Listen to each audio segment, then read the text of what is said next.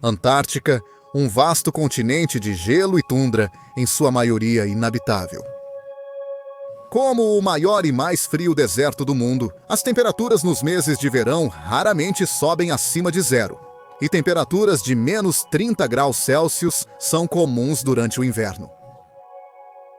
A Antártica hoje é um mundo cheio de aves marinhas e mamíferos marinhos, um continente de pinguins, focas, baleias e golfinhos. Mas no início do Jurássico, as coisas eram bem diferentes. Nesse período, o continente ficava bem mais perto do Equador. E ainda não havia derivado para o sul.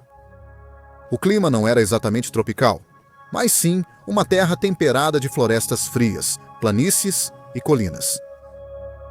Neste mundo antigo, após o evento de extinção do Triássico, uma nova vida havia evoluído e se espalhado pelo globo: os dinossauros.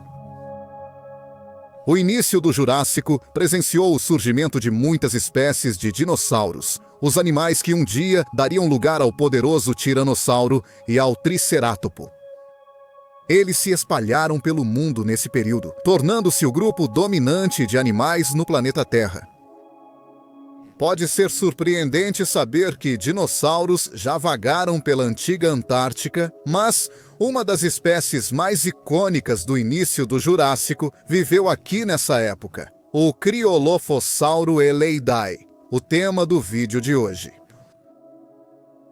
O Criolophosaurus foi um dos maiores carnívoros de sua época, um dos primeiros grandes terópodes que acabariam tendo sucesso em todo o mundo. Ele dominava essas florestas frias da Antártica, e hoje vamos examinar em detalhes sua vida e história natural. Sente-se e relaxe enquanto conhecemos o Criolophosaurus, o lagarto da crista gelada.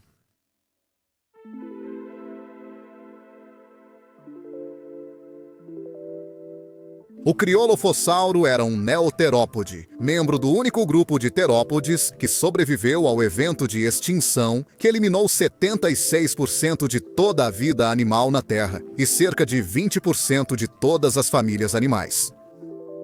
Devido à idade desses fósseis e às complexidades taxonômicas da vida se recuperando após uma extinção, relativamente pouco se sabe sobre essa classificação de neoterópode, mas informações estão sendo continuamente obtidas sobre o que eram esses animais e como viviam.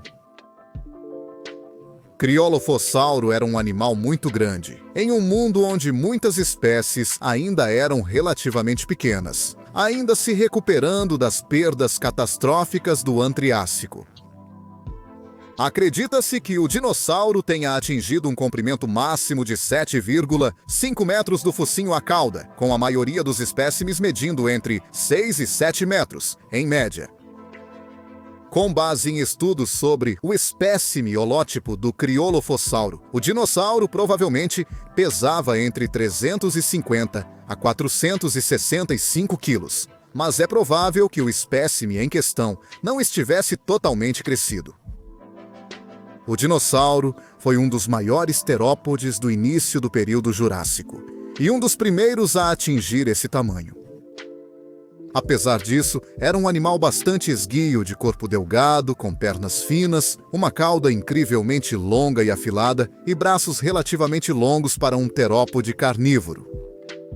Ele seguia o plano corporal geral de todos os grandes terópodes carnívoros que viriam depois dele, adotando uma postura bípede que o ajudava a perseguir suas presas, liberando os braços e as mandíbulas para matar e despachar a captura.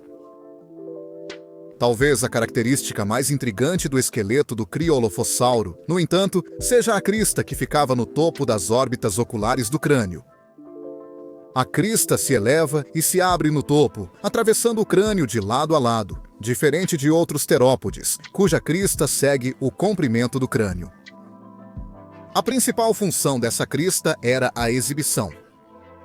Ela pode ter sido colorida de forma vibrante para sinalizar informações a membros da espécie ou atrair um parceiro. O crânio media cerca de 65 centímetros, da base do pescoço à ponta do focinho, e era especialmente esguio, seguindo o padrão do corpo. Embora os elementos conhecidos do crânio estejam incompletos, podemos determinar que o animal possuía dentes curvos e afiados, perfeitos para rasgar carne. Eles podem ter sido usados tanto para a carniça quanto para a caça, e eram substituíveis durante a juventude do dinossauro. O crânio foi reconstruído desde então, mostrando um animal com uma cabeça alta e fina, mandíbulas delgadas e grandes aberturas ou fenestras. Criolophosauro foi reconstruído por paleoartistas de várias maneiras diferentes ao longo de sua descoberta e estudo, com alguns adotando uma abordagem muito mais especulativa do que outros. Suspeita-se que o animal tinha pelo menos uma camada básica de penas, o que teria ajudado o Criolophosauro a se proteger das brisas frias da Antártica, que poderiam ocasionalmente cair abaixo de zero no inverno. Algumas representações mostram o dinossauro parecido com um urso, coberto por penas que lembram pelos, enquanto outras ignoram totalmente as penas. Representações mais especulativas mostram o dinossauro parecido com uma coruja, coberto por penas brancas densas, que lembram um capuz. Não se sabe ao certo como as penas desse animal evoluíram, mas as penas teriam sido particularmente úteis para um dinossauro que vivia nos climas mais frios do início do Jurássico.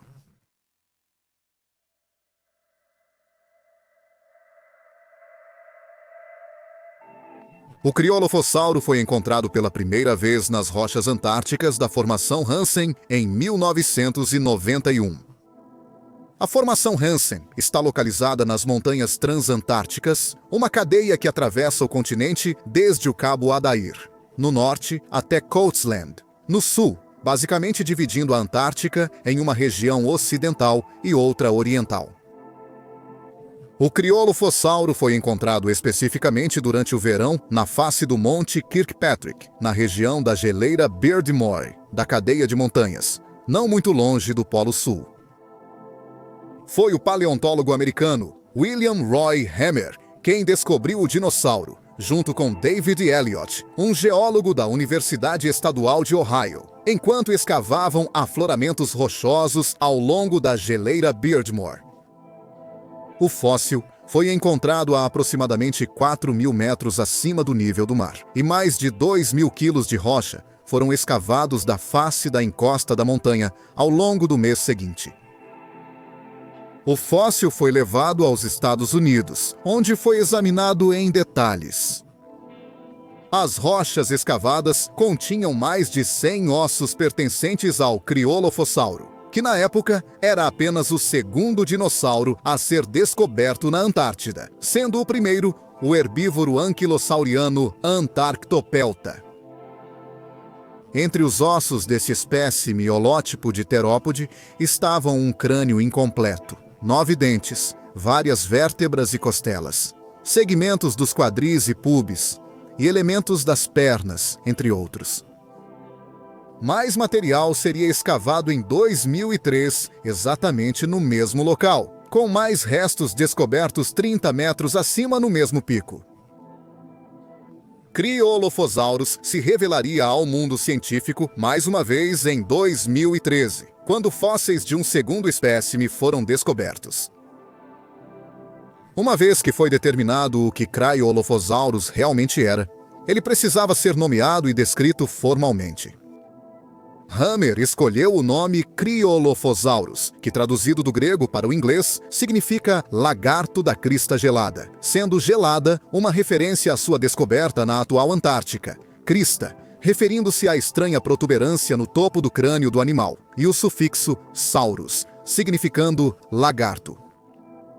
O nome específico, Eliade, refere-se a David Elliott, que trabalhou com Hammer para desenterrar os fósseis de Criolophosaurus no Monte Kirkpatrick.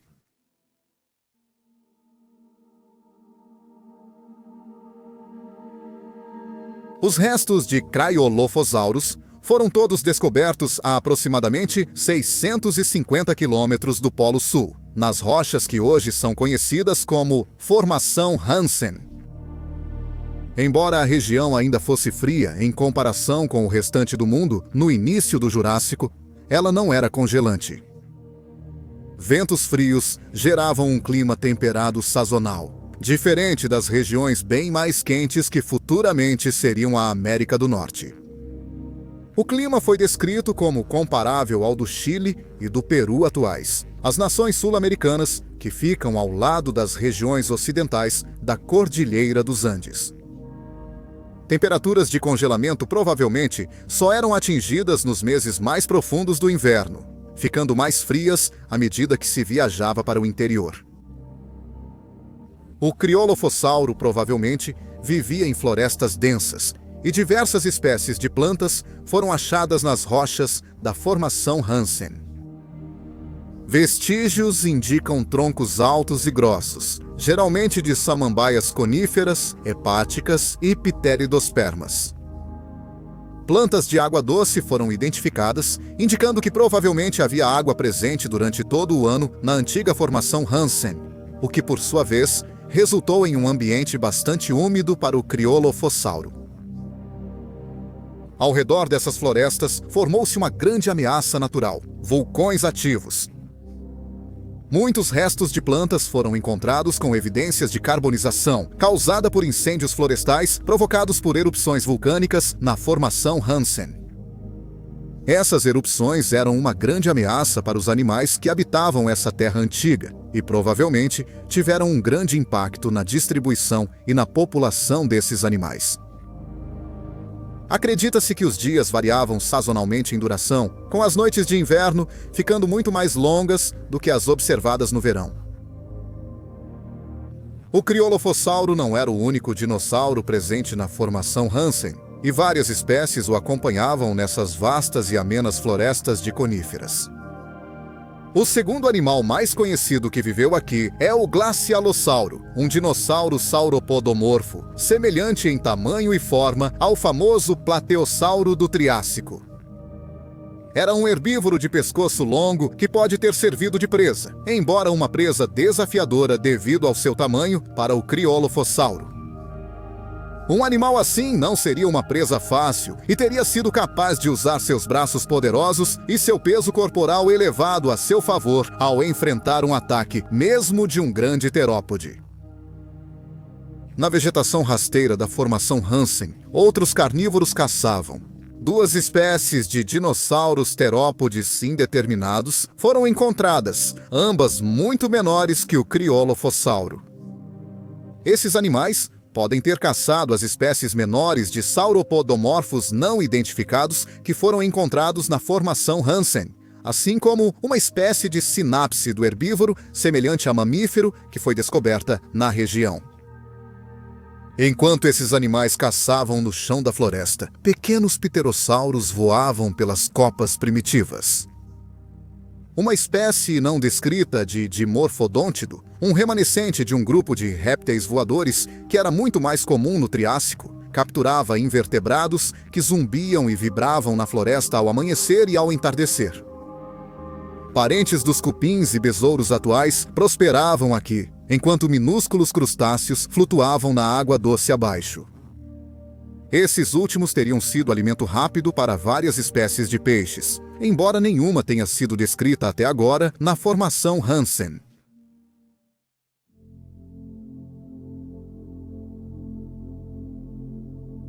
Criolofossauro era, sem dúvida, um carnívoro, e sabemos disso não apenas pelo tamanho e formato de seus dentes em forma de lâmina, mas também pelos restos de animais que foram encontrados próximos e dentro do conteúdo estomacal do próprio dinossauro. Um tritilodon, um parente muito antigo dos mamíferos modernos, parece ter sido a última refeição do espécime holótipo de criolofossauro, a julgar pela presença de seu dente dentro do estômago do grande terópode. Quando o dinossauro foi inicialmente descoberto, ossos de costela foram encontrados presos no que parece ser a boca do criolofossauro. Embora esses ossos tenham sido posteriormente descartados como pertencentes ao próprio criolofossauro, antes suspeitava-se que eles pertenciam a uma vítima prosaurópode do terópode, e que isso teria resultado na morte do indivíduo ao engasgar com os ossos. Estudos posteriores provaram que esses ossos, de fato, pertencem ao próprio criolofossauro, sendo ossos que se misturaram com os outros à medida que o dinossauro se decompôs e se contorceu após a morte. No entanto, alguns restos de Criolophosauro mostram algo particularmente notável: canibalismo. Um esqueleto adulto de Criolophosauro foi encontrado bem próximo aos dentes fossilizados de um juvenil da mesma espécie. Foi teorizado que o dinossauro juvenil perdeu esses dentes naturalmente, enquanto tentava se alimentar da carcaça de seu ancião caído, já que eles não têm raízes e parecem ter sido descartados, e não quebrados. Como o maior carnívoro da formação Hansen, é razoável sugerir que o Criolophosauro pode ter sido um predador de topo capaz de abater e se alimentar das carcaças de todos os tipos de criaturas. No entanto, evidências diretas disso ainda não foram descobertas. A crista bizarra na cabeça do Criolophosauro indica que esse animal possivelmente era altamente social. A crista tinha algumas possíveis funções, embora possa ter sido usada em uma combinação de todas elas. A hipótese mais aceita é que a crista no topo do crânio do Criolophosauro servia para atrair parceiros, e as maiores e mais coloridas atraíam mais fêmeas. Isso pode significar que o dinossauro participava de elaboradas sequências de exibição ou danças, onde as cores eram mostradas em todo o seu esplendor para possíveis parceiros. Outra teoria sugere que a crista do Criolophosauro servia para intimidar machos rivais ou mostrar dominância no grupo. Exibir-se, em vez de lutar, fazia com que essas ameaças raramente resultassem em ferimentos ou morte. Isso indica que a crista também pode ter servido como defesa contra predadores, embora estes ainda sejam desconhecidos pela ciência. Também existe a possibilidade de que o Criolophosauro possa ter usado suas cristas para se identificar como espécie, o que, se for verdade, provavelmente significa que tanto machos quanto fêmeas possuíam as cristas. Independentemente do motivo para evoluir uma crista, o Criolophosauro provavelmente era social e usava seu adorno na cabeça para interagir com outros da espécie.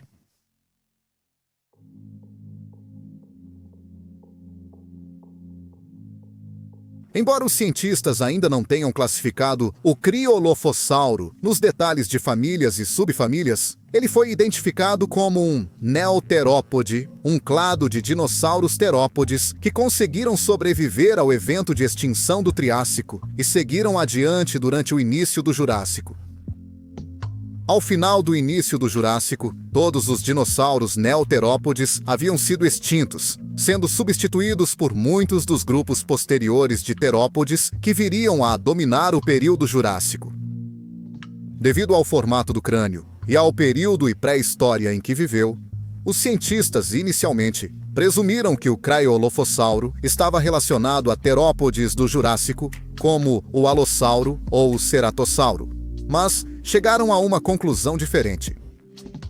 Criolophosauro era um neoterópode que talvez fosse o membro mais basal da clado Titanarae, um grupo que eventualmente incluiria terópodes famosos como Espinossauro, Dromaeosaurus, Alossauros e outros.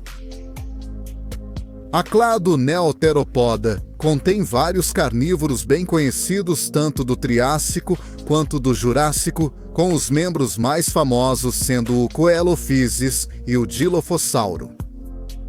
O último é um dos presumidos parentes mais próximos do Criolophosauro e foi um dos maiores carnívoros do início do Jurássico. Em outras partes do clado havia dinossauros que ocasionalmente aparecem na Paleomídia, como Liliansterno, Megapnossauro e Campossauro. À medida que os estudos continuam e nossa compreensão sobre os dinossauros do início do Jurássico avança, provavelmente saberemos mais sobre onde exatamente o Criolophosauro se encaixa na árvore geral da vida dos dinossauros.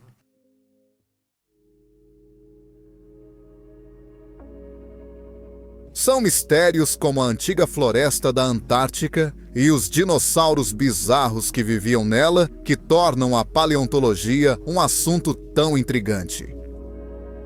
Imaginar o criolofossauro em seu ambiente, um mundo tão diferente do mesmo solo onde ele está localizado nos dias de hoje, espreitando pelas florestas de coníferas, com pterossauros voando acima, é certamente uma das visões mais impressionantes de toda a história do mundo natural. Espero que um dia possamos realmente imaginar esse dinossauro com total precisão, como ele viveu nas antigas florestas da Antártica.